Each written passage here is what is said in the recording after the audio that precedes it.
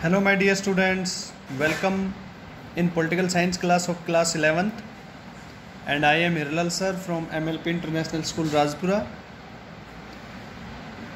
and my child, we are doing the 6th chapter of this book, Indian Constitution at Work, that is our text book। और इसमें हमारा बेटा जो न्यायपालिका जो है वो चैप्टर हम लोगों ने उठा रखा है और आप स्क्रीन पर देख रहे हो।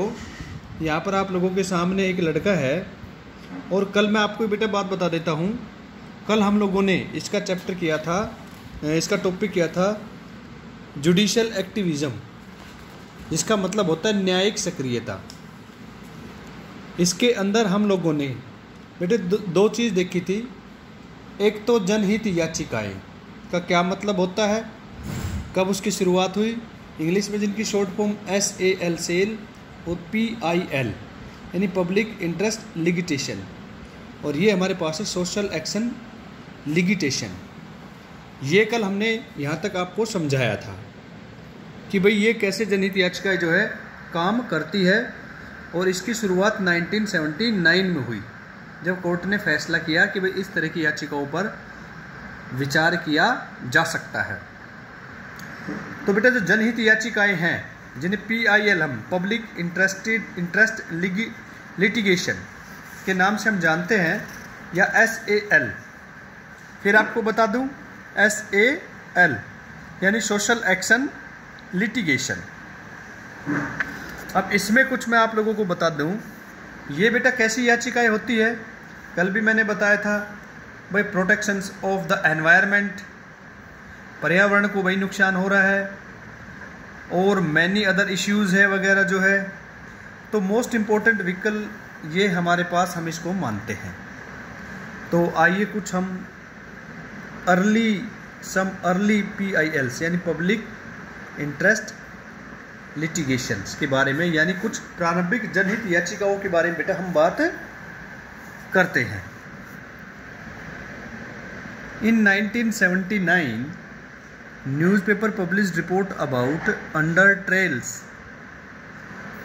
का मतलब ये हुआ बेटा कि 1979 में जो समाचार पत्र है उन्होंने विचाराधीन कैदियों के बारे में कुछ लिखना स्टार्ट किया। और बिहार की जेल में क्या होता है, there are many prisoners in Bihar who had spent long years in the jail. बेटा उन कैदियों को काफ़ी समय उन्होंने बिताया था जेल में, longer than what they would have spent if they had been punished for offenses for which they were arrested।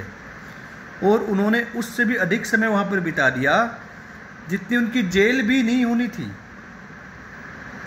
This report promoted an advocate to file a petition। इस खबर का आधार बनाकर एक वकील ने एक याचिका दायर की। The Supreme Court heard this case। बेटे सुप्रीम कोर्ट ने इस केस को सुना। It became famous as one early public interest litigations. ये सबसे पहली बेटा जनहित याचिका बनी। This was हुसैनरिया Khatoon versus Bihar case.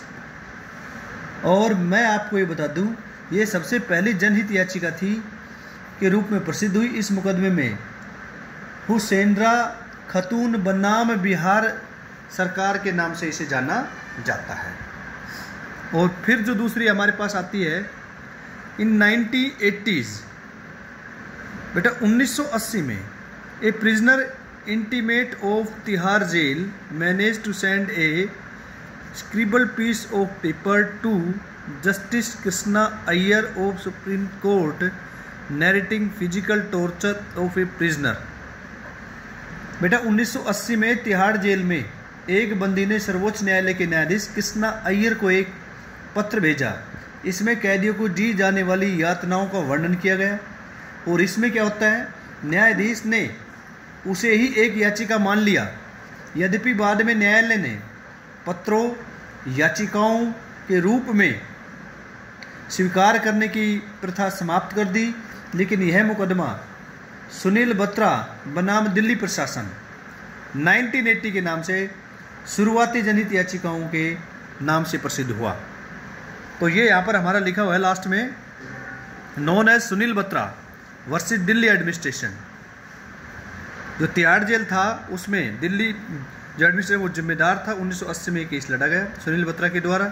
तो ये एक अलग से पब्लिक इंटरेस्ट लिटिगेशन थी, यानी PIL, ये जनहित याचिकाएँ थी।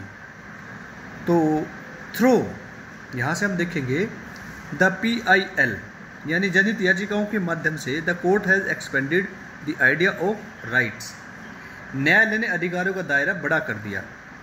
क्लीन एयर यानी शुद्ध हवा चाहिए, अनपोल्यूटेड वाटर चाहिए, डिसेंट लिविंग यानी अच्छा जीवन पाने पर पूरे समाज का अधिकार है, or the right for the entire society. Therefore it was felt by court that individual as a part of society must have been the right to seek justice wherever such rights were violated.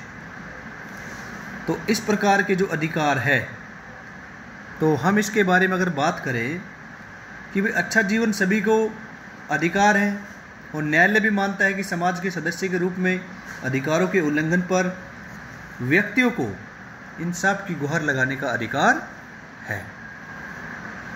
तो बेटा अब हम last में हमारे पास ये आता है कि second through PIL and judicial activism of post 1980 period. बेटा इसके अतिरिक्त 1980 के बाद जनहित याचिकाएं और न्यायिक सक्रियता के द्वारा न्यायपालिका ने उन मामले में भी रुचि दिखाई जहां समाज के कुछ वर्षों से लोग आसानी से अदालत की शरण नहीं ले सकते थे। तो इस उद्देश्य की पूर्ति के लिए न्यायालयों ने जन सेवा की भावना से भरे नागरिक और सामाजिक संगठन और वकीलों को समाज के जरूरतमंद और गरीब लोगों की ओर से याचिकाएं दायर करने की इजाज़त दी गई। तो यहाँ पर ये हमारा हो गया लगभग सा फिनिश, इतनी छूट न्यायालय ने दे दी। अब आप लोगों को एक काम करना है, आपकी एक गतिविधि खुद करें। जो आपका होमवर्क है वो क्या है? Find out details about at least one case involving A PIL and study the way in which the case helped in serving public interested.